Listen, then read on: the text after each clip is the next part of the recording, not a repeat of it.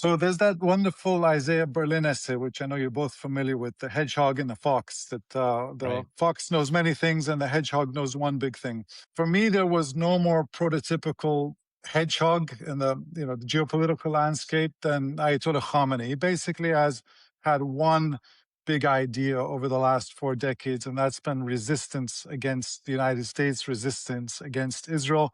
There was a study I did when I first joined Carnegie. I spent about 6 months reading all of his major speeches over his 3, 4 decade career. And what I found remarkable in that is that there was essentially a variation of one speech that he'd consistently given. And that is, obviously that concept of resistance, but also this view that when you're under pressure, whether internal or external, if you take a step backward in the hopes of alleviating that pressure, that's actually going to project weakness and embolden your adversary.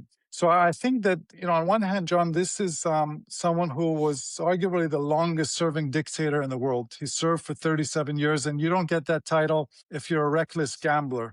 So on one hand, he had these great survival instincts, and I think those survival instincts were in tension with those resistance instincts. And I think in the case of Donald Trump, he probably felt that over the last